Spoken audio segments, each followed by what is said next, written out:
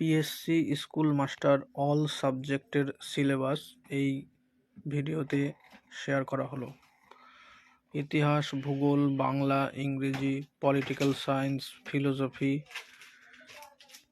Chemistry, mathematics, zoology, botany সমস্ত সাবজেক্টের সিলেবাসই এখানে দেওয়া হলো। তোমরা এখান থেকে নিজের সিলেবাস অনুযায়ী পড়াশোনা শুরু করতে পারো।